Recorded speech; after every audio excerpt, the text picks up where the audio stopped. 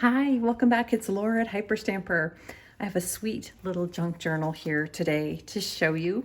This one is a 1927 antique book called The Age of Fable. And what's really special about this cover, a couple things. It's got the original image here, and I don't know if you can see it, but it's got this beautiful gold inlay in the background there, and this gorgeous dark teal border, and then this red printing. And then on the side here, I've included, which I can't believe I'm doing, but it just matched so well, this gorgeous vintage brooch. And it is exquisite. You can remove that. It actually has a great value. So yeah, the lucky owner of this journal will also get this beautiful vintage brooch.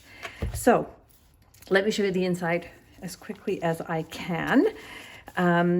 Again, here's the original inscription from Grandma Robertson to Mac, and the original first pages here, which are lovely. And I've incorporated some of these prints throughout.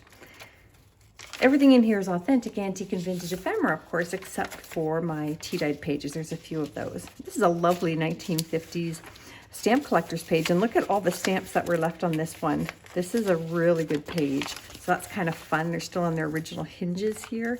I made this pocket out of a vintage doily, and this is a sweet little 1930s page from an antique book for journaling on, and a vintage music sheet.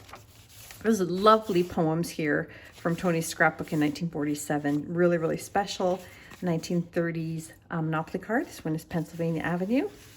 And I made this little booklet here with vintage wallpaper and a piece of a doily, just with some antique paper there for more journaling, and a little 1950s receipt. A wonderful 1930s children's book page here. Look at this little fairy here. I love it, with the toys. Another one of Tony's scrapbook pages. Got a little vintage jewel here on a paper clip, and this is one of my floating pockets, and it's on a sewing book page. And a lovely little photograph here from the 30s, a man and a woman on a swing by the lake. I couldn't get any more romantic than that. And then a 1938 Paris, France almanac double-sided page. And I believe this one is from December. And you can have that swapped out with anything you want. Sorry, I got distracted and saw something shiny. Okay, we'll keep going. More stamps there.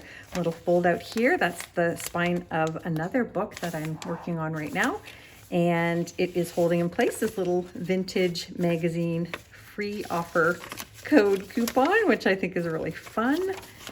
And you can have them making collages or artwork with that. And here is a journaling card here on how to type book there. An antique paper. This is the book jacket of a vintage book here from the 50s, To Make a World, and I think it's quite lovely. So I've added that, a print from 1905 here, and another almanac page there for you. Hidden journaling spot under here, birch bark, vintage stamps. This is from that 1850s veterinary book that I have.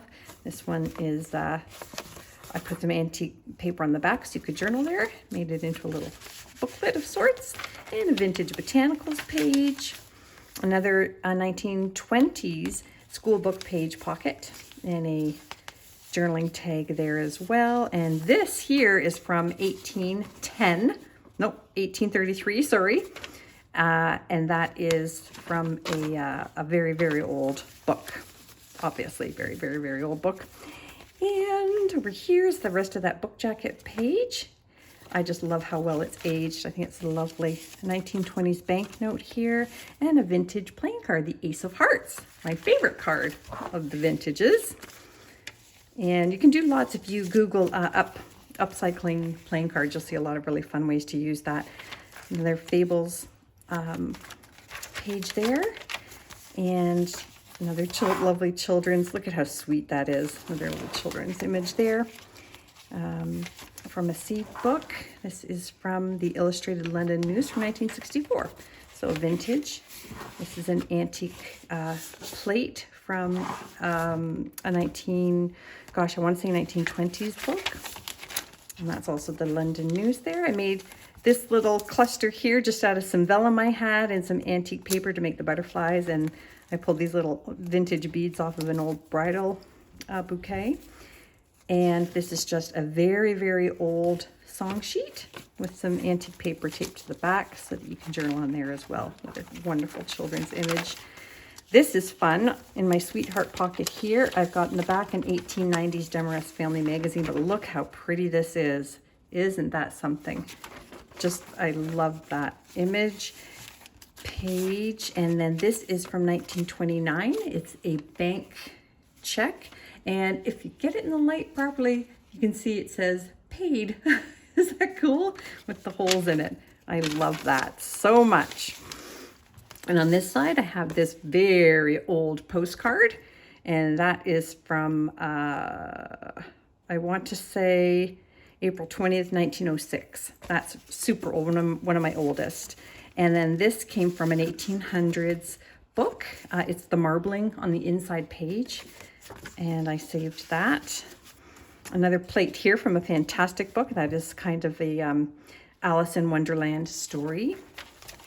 Another children's story book here with the finger songs, typing instruction page, a cross-stitch vintage pattern there. Love it. Another one of those children's book pages. And here's a nice little corner page. This was sent to me from a wonderful woman in Nova Scotia, and she told me I could use it in my journals, but look at this guy. So this is for an advertisement for Heinz at the 1939 New York World's Fair. Now, it just doesn't get any better than this. Look at this spectacular piece. Look at the products that they were pushing at the fair and advertising for. You've got the Heinz building at the fair. It's absolutely fantastic. I love it, and I did want to share it with the owner of this very special journal. So I just love it. I love it, and I thank her so much for that. And that brings us to the back of the book. So I'm putting this on Etsy shortly. It's hyperstamper.etsy.com. First come, first serve. And don't forget to subscribe. We'll see you soon.